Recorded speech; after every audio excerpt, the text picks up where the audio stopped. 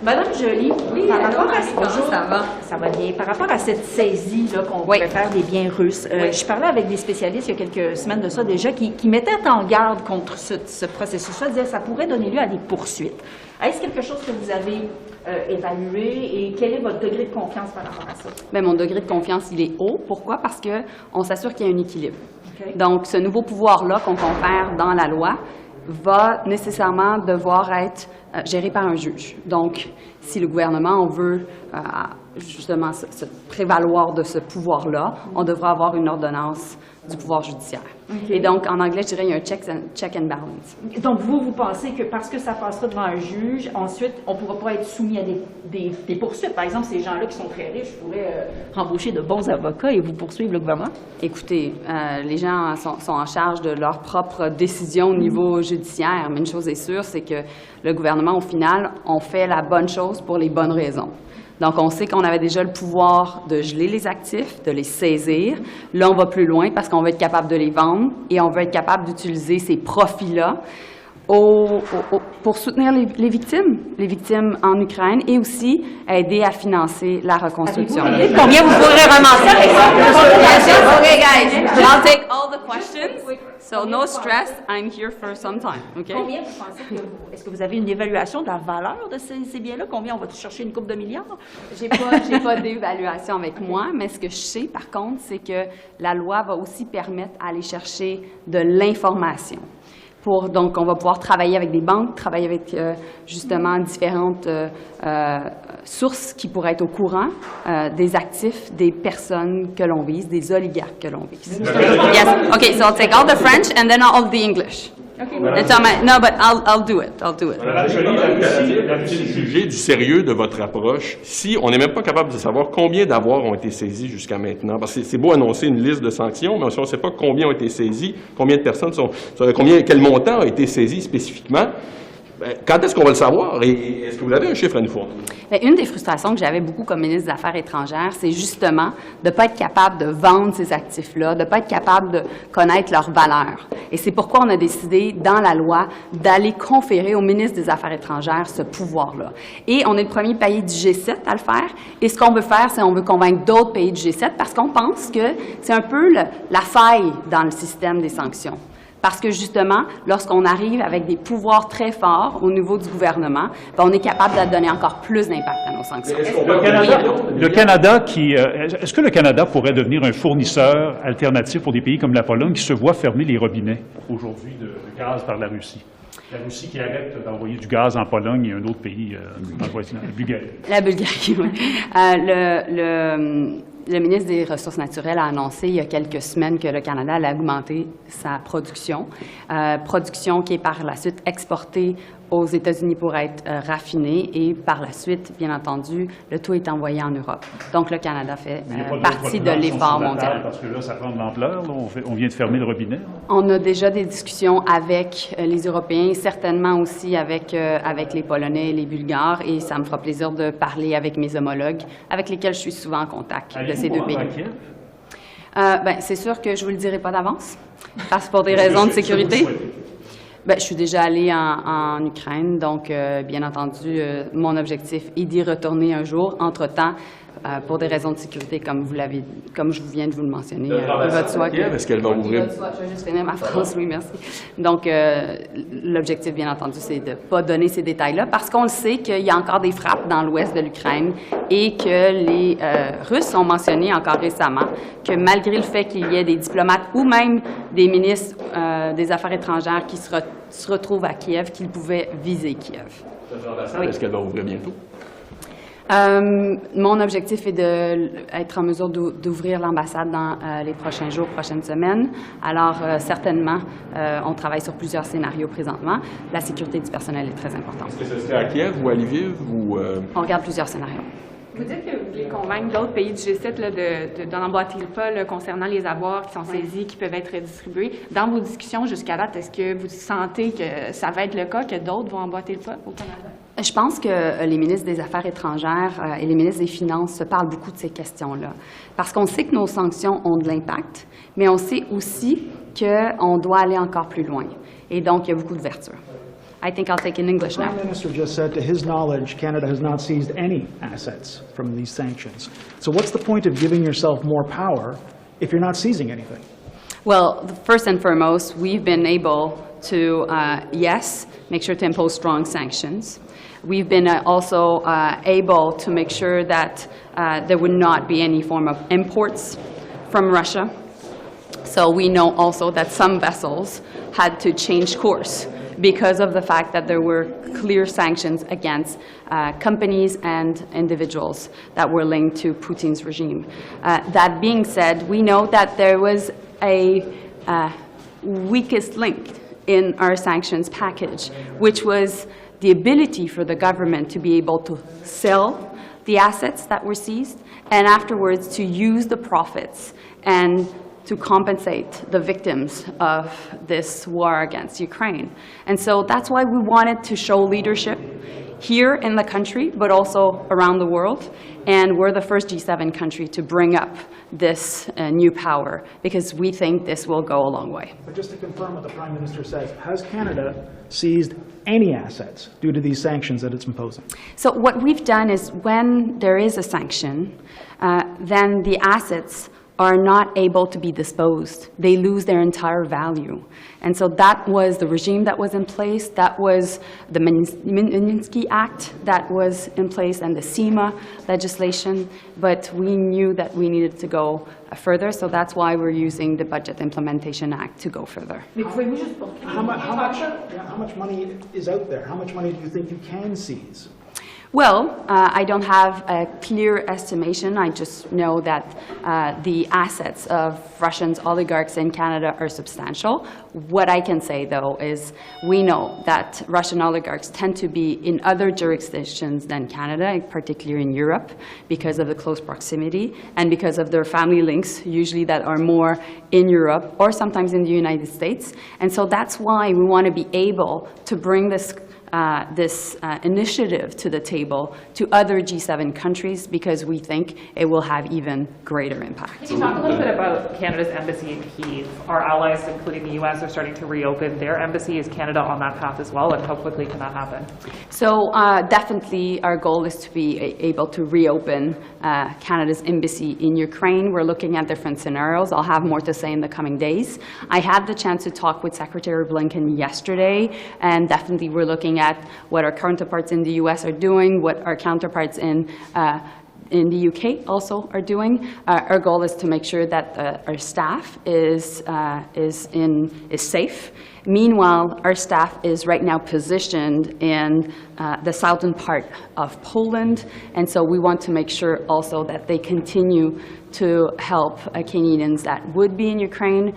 But my goal also is to increase Canada's way of supporting Canadians that are in Ukraine and help also Ukrainian authorities that are sitting at the negotiation table right now. And can you provide any more details about the armored vehicles that Canada is providing to Ukraine? Are these going to be light armored vehicles, sort of like that Canada produces in London by General Dynamics, or is it just going to be more of an SUV? And how quickly are these armored vehicles going to be provided to the military in Ukraine? So my colleague, the Minister of Defense, Anita Anand, is the specialist on that, and she's very good in procurement as well. So based on that, she would be able to provide you all the information. That being said, what Canada is definitely supportive of is sending heavy artillery to Ukraine. And we've been pushing that through NATO. When I was there 2 weeks ago, this is something that we raised at the G7 and at NATO.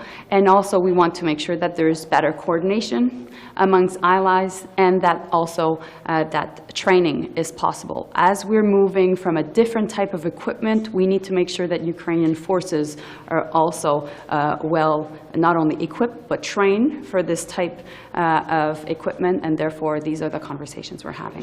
I apologize if this was asked already, but the United States has said they want to see Russia weakened militarily, so an invasion like this can never happen again. Does Canada share that view? Well, the goal is definitely to make sure that Ukraine wins. And when I say Ukraine wins, is that Russia leaves Ukraine. And we want to make sure that there is weapons, heavy artillery, that there are strong sanctions, and at the same time, diplomacy continues, because in every single conflict, there's always, at a point, an end to the conflict, and it's through diplomatic means. But does Canada want to see Russia weakened militarily? The United States Defense Secretary explicitly said that. Our goal is to make sure that that the war ends and that Ukraine wins. That's my focus. Excusez-moi. Pouvez-vous juste clarifier? Donc, il y a eu des gels jusqu'à présent. Oui. Alors, est-ce qu'on a gelé des avoirs russes jusqu'à présent? Pour l'instant, ce qu'on a fait, c'est que lorsqu'on a imposé des sanctions, mais les sanctions font en sorte qu'un oligarque, une compagnie ne peut pas disposer des actifs, ne peut pas les vendre, bref, les actifs perdent de valeur. Mais ça, est-ce qu'on le fait au Canada? Est-ce qu'il y a des actifs qui sont gelés? Oui. Okay. Donc, qui sont gelés, oui. Il y en a plusieurs, en fait. Plusieurs compagnies qui contactent notre ministère, qui contactent le ministère des Transports, le ministère de l'Agriculture à tous les jours. Donc, gelés, oui, mais saisis, non. Exactement. Donc, c'est là où il y a la différence. Et puis, en même temps, nous, ce qu'on veut faire, c'est aller encore plus loin. Parce que la saisie, une fois que l'actif est saisi et dans les mains de l'État, on va être capable d'en disposer pour aller chercher la valeur des profits. C'est des condos, des yachts, des avoirs d'entreprise. Vous donner quelques exemples de ce que vous avez. Il y a certainement des avoirs d'entreprise, il y a certainement aussi des actifs personnels. What is frozen right now? What assets are frozen right now? So I can go into from business, sorry, I'm trying to translate, just give me a second. So, des avoirs d'entreprise. So, from business assets to individual assets, there's a wide range. And is there value on that? Do you know how much we've... That's why we need new powers in the BIA, and that's why Parce que dans le fond, on n'a pas l'information des banques, c'est ce que vous nous dites. On a gelé un compte, mais la banque ne nous dit pas nécessairement s'il y a 8 millions ou 12 millions de dettes. Exactement. Merci beaucoup. Merci. Je vais vous demander au sujet de Facebook, la compagnie Meta. Oui. Vous avez entendu? Oui. Donc, la compagnie Meta grandit la possibilité, si le projet de loi C-18 est adopté, de retirer certains services, notamment couper les liens vers les sites de médias. Vous en pensez quoi? Vous réagissez comment? Bien, tout d'abord, j'ai lu attentivement les commentaires de Facebook hier et ils ont menti parce qu'ils ont dit qu'il n'avait pas été... Oui. On disait donc Facebook, vous dites Oui. qu'on mentit. Bien, Facebook, hier, un comité a dit qu'il n'avait pas été consulté, ce qui est faux. Je les ai moi-même rencontrés le 10 février. Mon équipe leur parle régulièrement. C'est sûr qu'ils n'ont pas vu le projet de loi avant les parlementaires. On respecte les procédures parlementaires, mais ils ont été consultés comme les différentes plateformes. Pour nous, c'est un principe simple. La porte est ouverte, on est prêt à discuter. Est-ce qu'il y a un risque qu'ils pourraient cesser certains services au Canada? Ils peuvent le faire, c'est leur compagnie. Ils ont fait la même menace en Australie. En bout de ligne, ils sont restés. Mais il faut comprendre qu'il y a une valeur au contenu journalistique. Les plateformes bénéficient de ça, donc c'est juste normal qu'ils contribuent aux salles de nouvelles, au travail fait par les autres. Cette approche-là de la négociation par la menace, vous en pensez quoi? Bien, ma porte, encore une fois, elle est ouverte. J'ai rencontré Facebook, j'ai rencontré Google. Je pense que je vais les rencontrer encore à nouveau. Alors moi, je pense qu'il y a moyen de s'asseoir et de discuter. Moi, la menace, là, ça me fait pas trembler même. Vous, Canadiens, Croyez-vous qu'ils vont le faire ou pas? J'ai aucune idée, mais... Parce que vous dites en Australie, ils ont reculé. Ils ont reculé et le peuple australien n'a pas beaucoup aimé ça. Et je pense pas que le peuple canadien aime beaucoup ça non plus. donc vous, aux Canadiens, vous leur dites quoi? Les Canadiens qui seraient inquiets ce matin de perdre certains services, accès à certains services de Facebook, vous leur dites quoi? Bien, ce que je dis, c'est que le journalisme professionnel, c'est un pilier de notre démocratie. C'est absolument essentiel. Et il y a une valeur à ça. Et donc, les plateformes qui en bénéficient doivent simplement contribuer. C'est juste ça. C'est ça le projet de loi C-18. L'acquisition de Twitter.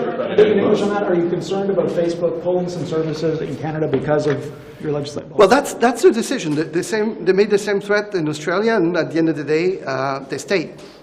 It wasn't well received by the Australian people, and I don't think it would be well received by the Canadian people.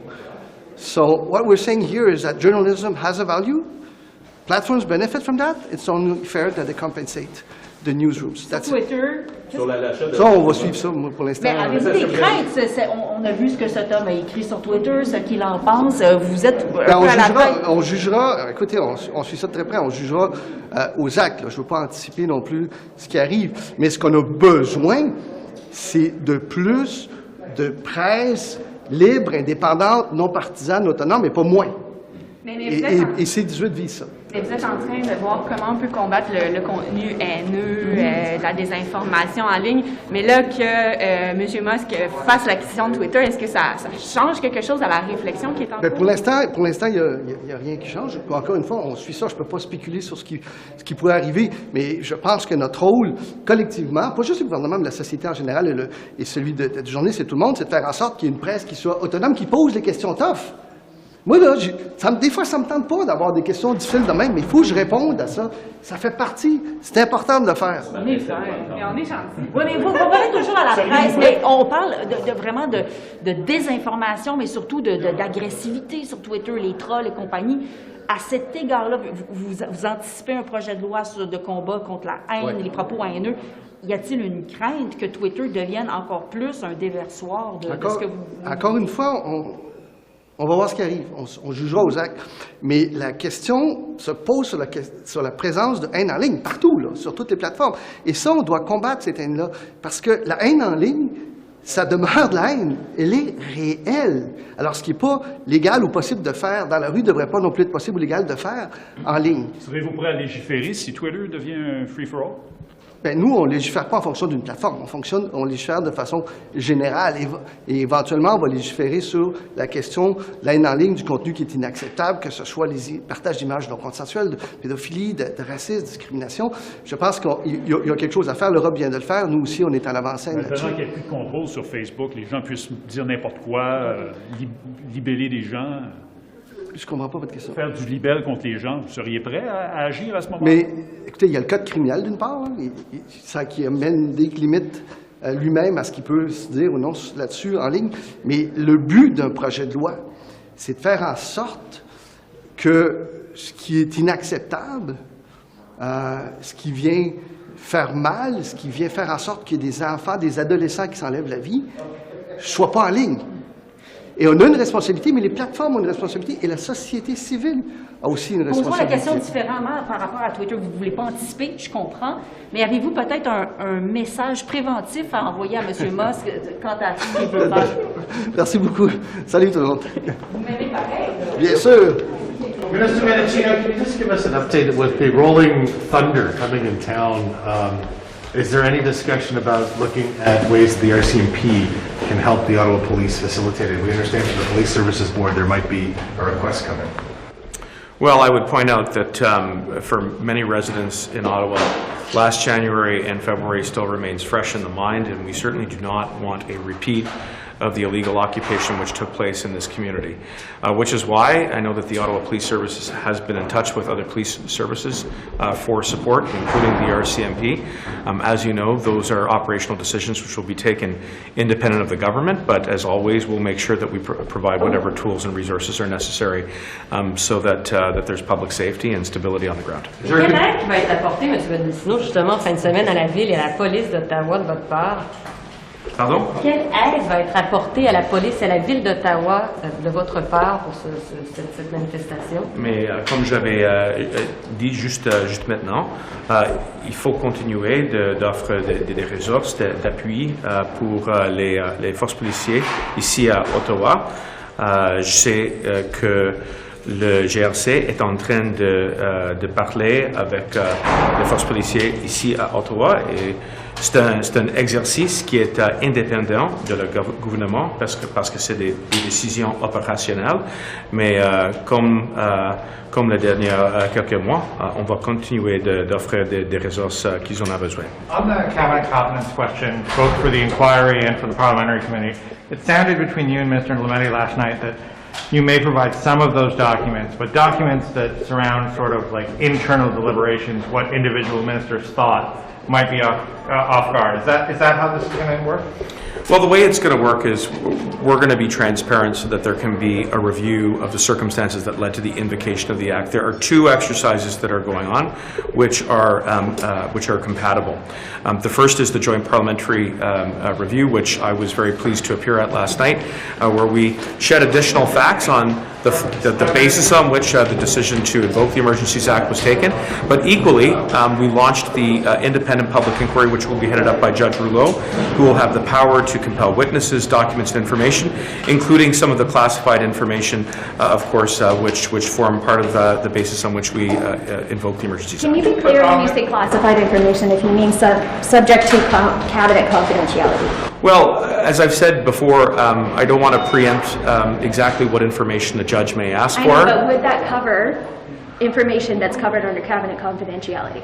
It could, but I would just point out that we don't want to, again, get ahead of ourselves. Those are decisions which are going to be taken by Judge Rouleau, who has the independence, the autonomy, and the integrity to embark on the exercise of determining exactly what information is needed. And I would just point out, again, that the reason cabinet confidences are in place is to ensure that that not only the members within government, but other partners and stakeholders who support sensitive decisions are able to have robust exchanges. This was the first time that we invoked the Emergencies Act in the history of the country.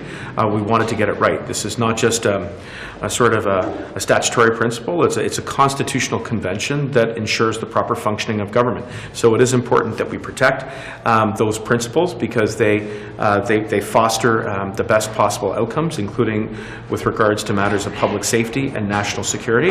And we trust that the judge has the legal experience. And I would again just highlight that Justice Rouleau has an abundance of experience both as a trial judge as well as an appellate judge to balance those competing interests. Last question. Pensez-vous, M. Chino, que le renseignement canadien a beaucoup appris du convoi de la liberté? Oui, parce que c'était un temps extraordinaire. C'était une situation d'urgence sans précédent. Il y a plusieurs de blocages à la frontalière qui a causé beaucoup de perturbations pour le commerce et même pour les bougements des gens entre les deux pays. Donc, c'était très, très difficile. Ici, à Ottawa, les entreprises étaient fermées, le centre Rideau était fermé. Est-ce qu'on l'a assez vu venir? Est-ce que le renseignement était assez au point pour voir ça? Oui, je pense que c'était la décision correcte.